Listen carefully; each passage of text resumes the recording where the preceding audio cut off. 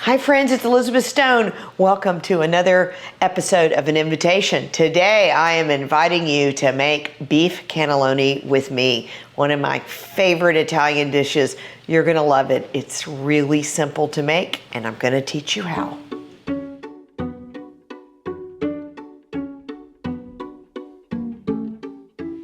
Okay, so the first thing we do is I've got a skillet here. I've got it a little bit warm. I've got it over medium heat. And we are going to put a little bit of onion in here. So I need about a half cup of onion is about what I've got in here. And we're gonna let that start to saute. And when you're starting with onion like this, you can use oil, but you don't necessarily have to use oil.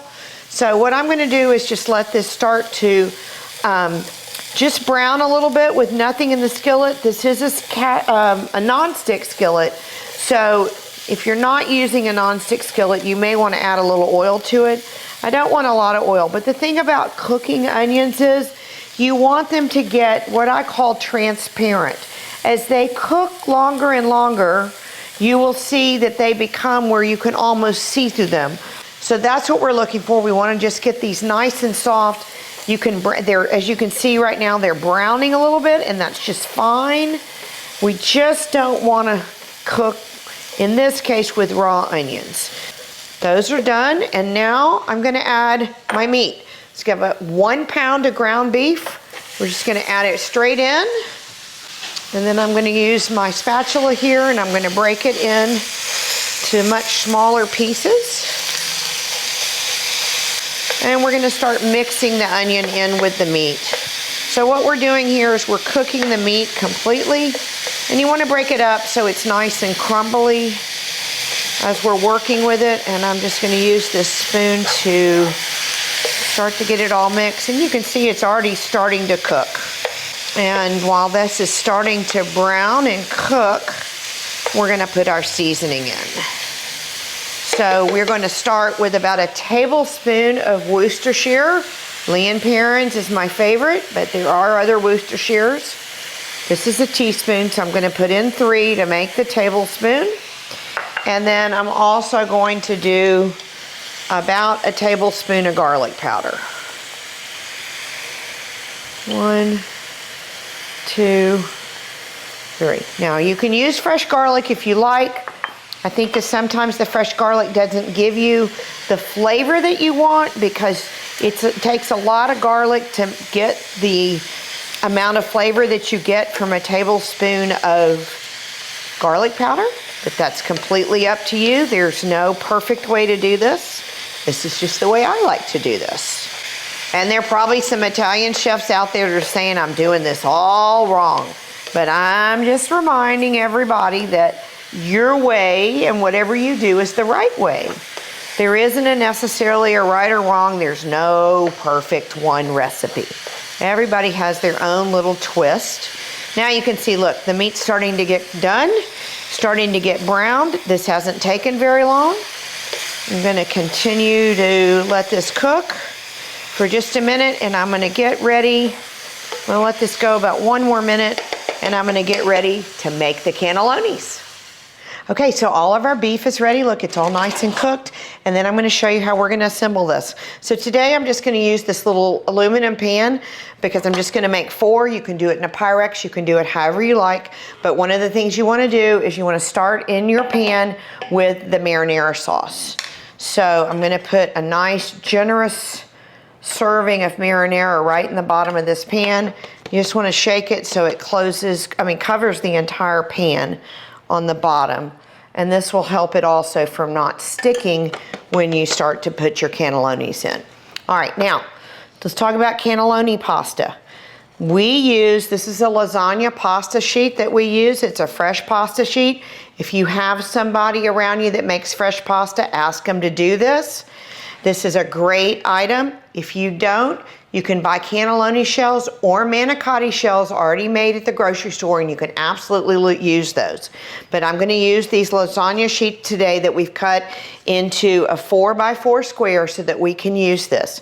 Now with fresh pasta, I'm gonna put it in a little bit of water just to soften it.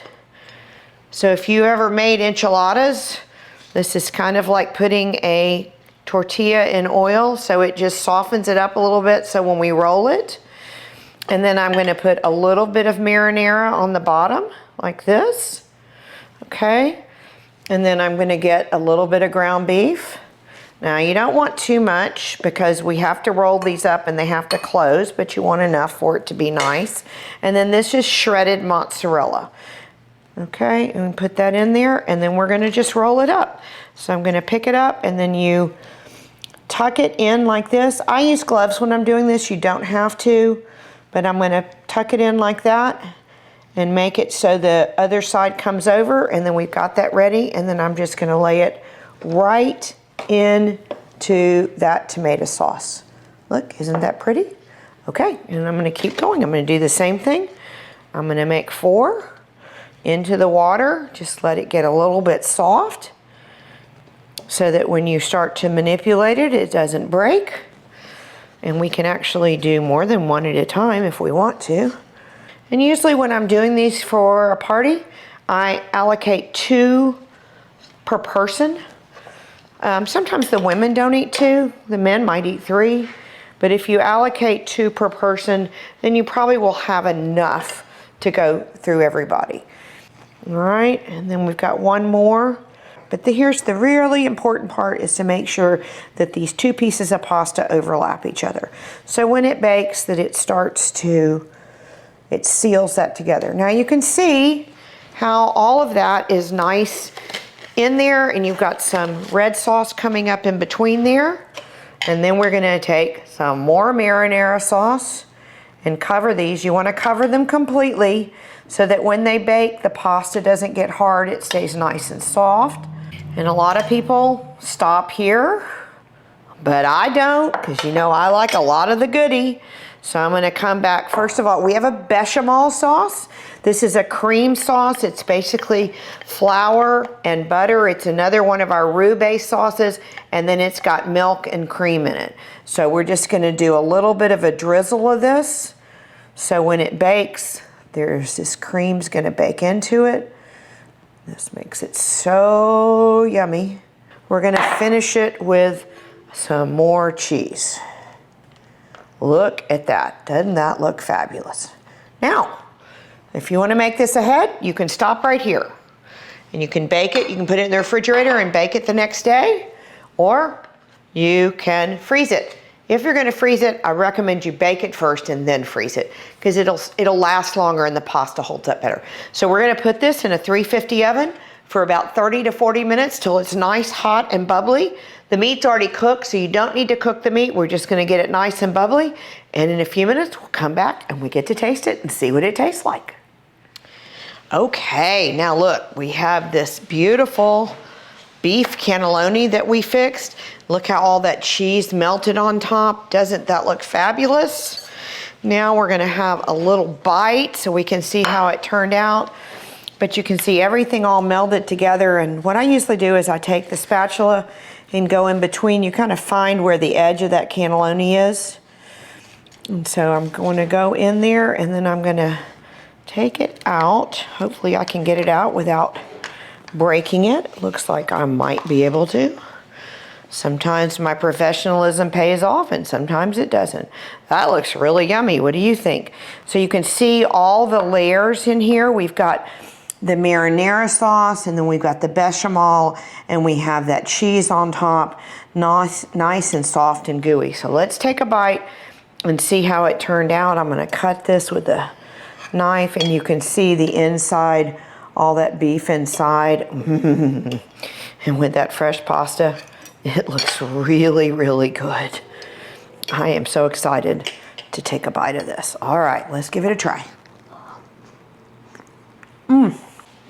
Really wonderful flavors. You get a lot of the marinara sauce with a nice cream finish on it. The pasta is perfectly soft, and you get a nice ground beef inside. You can see how all that ground beef is inside. It's just beautiful. Friends, thank you for joining us today on an invitation. Thanks for being here and making beef cannelloni with me. Remember, we are here to make entertaining easier for you. Always have fun.